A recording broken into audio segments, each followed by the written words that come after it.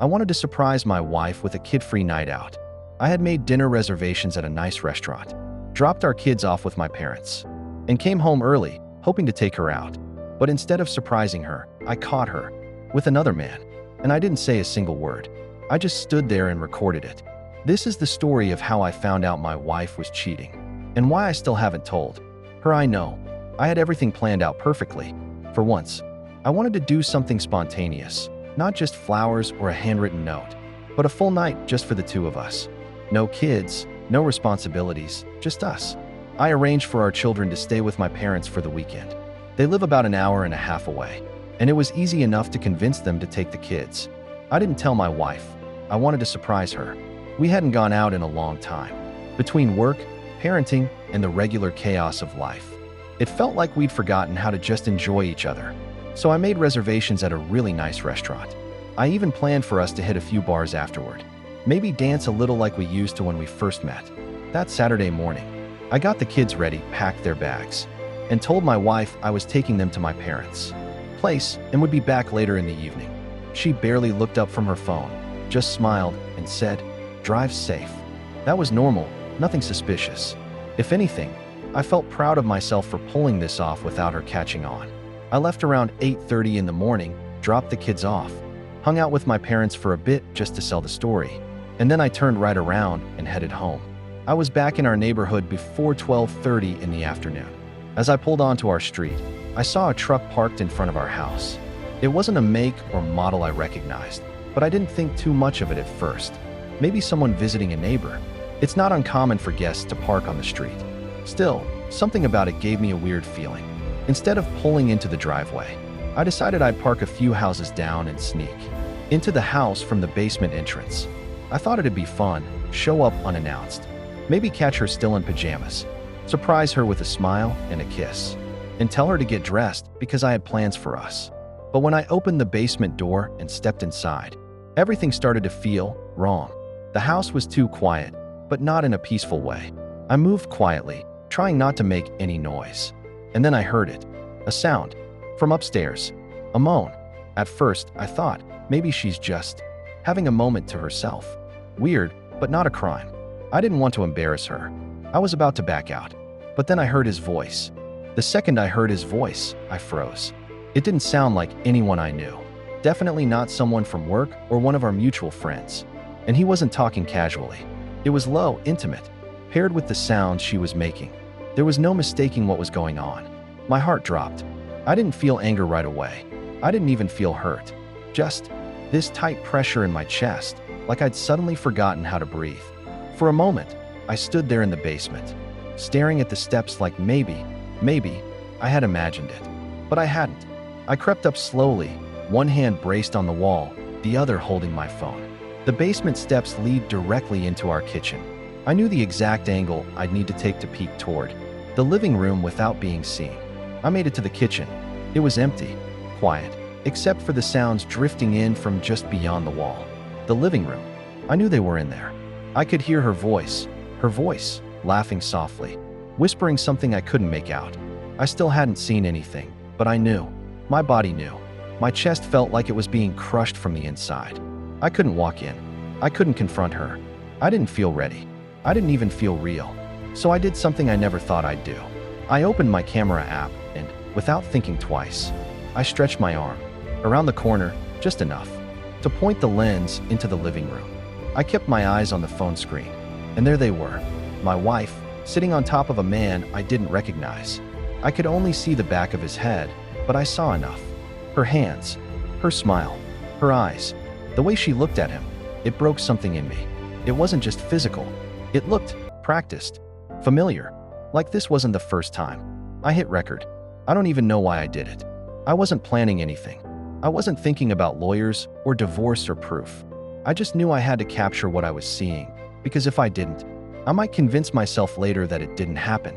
I stood there, watching them through my phone, barely blinking. My whole body was cold and stiff. I didn't move. I didn't speak. I just recorded. For minutes. Eventually, she got off of him. She giggled and said something about heading upstairs to finish before he gets back, meaning me. She even mentioned how much time they had left. That was the moment I knew. This wasn't a mistake. This wasn't a one-time thing. She was calculating around me. As they headed up to the bedroom, I lowered the phone. My hands were shaking. I didn't cry. Not yet. I felt empty. I walked into the living room and saw his jeans on the floor. His wallet had fallen out. I don't know what came over me, but I picked it up, flipped it open, and snapped pictures of his license. His name, his face, his address. I had it all, but I didn't recognize him, and I still had no idea how she did. I left the way I came in, through the basement door. Quiet, careful, like I was the one doing something wrong. By the time I reached my car, my legs barely worked. I sat in the driver's seat and stared at the steering wheel for a long time. My hands were still trembling. I kept thinking, what just happened? Over and over, but no answer came. Just silence. A thick, deafening silence inside my own head. I don't know when the tears started, but once they did, they didn't stop. I didn't sob. I didn't scream. I just sat there, completely still, as tears rolled down my face. And I hated myself for it. I felt like a fool. Like I had been the only one playing pretending. A marriage that had already ended behind my back. After a while, I reached for my phone. I needed to know if the video recorded. Maybe part of me hoped it hadn't. Maybe that would mean this was all just a messed up dream. But it recorded, every second. And then, for reasons I still don't understand, I watched it. I watched the whole thing again. I stared at her on the screen, her voice echoing from the phone speaker. And it felt like I was watching someone I didn't even know. She looked happy. She looked alive. I hadn't seen her like that in months, maybe years. And it wasn't with me. After watching, I didn't know what to do. I couldn't drive back to my parents to pick up the kids. Not like this. I couldn't call anyone. I couldn't go anywhere. So I made a decision that still makes me sick. I decided to act like I never saw anything. I pulled the car into the driveway, opened the garage, and gave her enough noise to know I was home. I walked into the house like nothing had happened. Like I hadn't just watched my wife with another man in. The same living room she decorated for Christmas last year. The same living room where we took family photos. The same couch I'd fallen asleep on more times than I could count. She was in a robe when I walked in, hair slightly damp. She looked surprised, way more than she should have if she was just taking a bath. She smiled, then asked, "You're back already?" Like I just interrupted her doing dishes or folding laundry. I don't know how I managed it, but I smiled back and told her I'd planned a surprise date night for us. Dinner reservations, drinks, the whole thing. Her eyes lit up. She acted thrilled, said we should pre-game before getting ready, poured 2 glasses of wine and handed me one. I didn't talk much. I couldn't. I just watched her. Then she pulled me into the living room. And while she kissed me, while she touched me, out of the corner of my eye, I saw him, sneaking barefoot down the stairs, heading for the basement. And I let him go. I don't remember what she said that night. I don't remember what I said either. I know I didn't eat much. I know I laughed when she laughed, nodded when she spoke, but inside, I was completely hollow. I sat next to her on the couch, the same couch where, just hours earlier, she had been with him. Her hair still smelled like her favorite vanilla shampoo. Her robe brushed against my arm. She kept touching me, smiling, teasing, playing the part of the loving wife.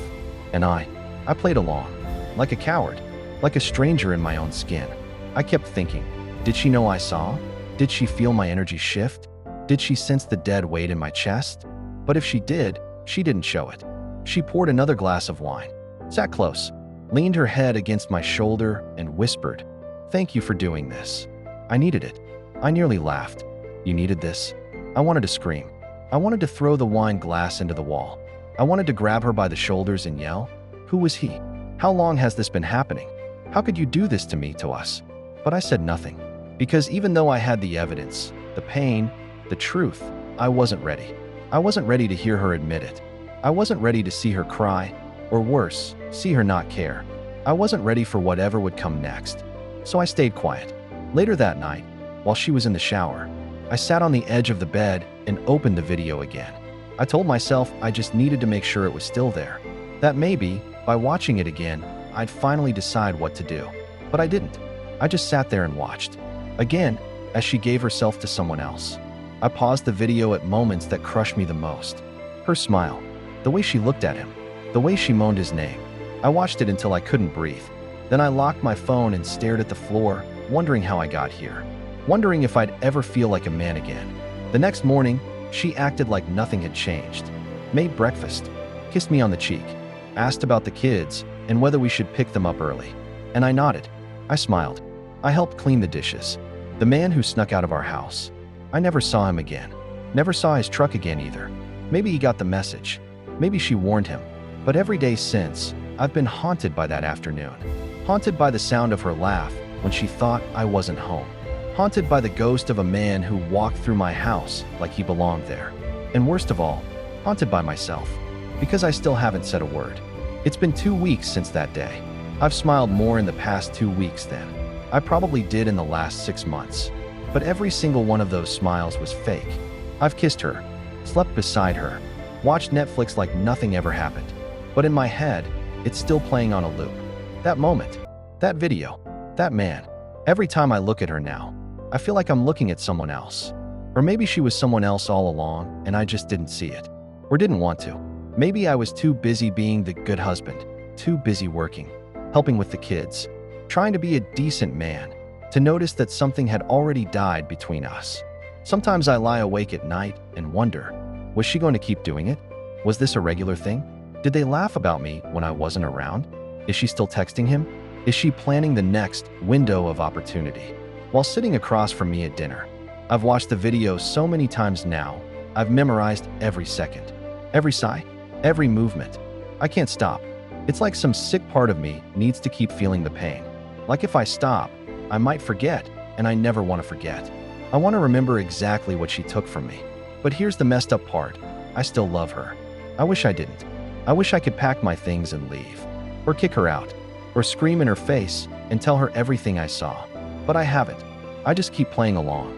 Because the idea of destroying everything, the family, the routine, the life we built, scares me more than the truth I'm living with. Sometimes I think I'm weak. Other times, I think I'm just waiting for the right moment. Maybe when I'm stronger. Maybe when I have a plan. Maybe when I stop being afraid of starting over. She's asked me twice this week if I'm okay. Once while I was folding laundry, another time while we were watching a movie. I looked her in the eye both times and said, "Yeah, just tired." That wasn't a lie. I'm exhausted, emotionally, mentally, in every way. I'm living a double life. I know the truth, and she doesn't know that I know. And every day, the weight of it gets a little heavier. So here I am, telling strangers on the internet what I can't even whisper to my closest friend. I caught my wife cheating. I have proof. She has no idea, and I still haven't done anything about it. Maybe one day I will. But for now, I just keep waking up, putting on the mask, and living with it. What would you do if you were in my shoes? Would you confront her? Divorce her? Or walk away silently, knowing the truth? Let me know in the comments. I really need to hear what others think.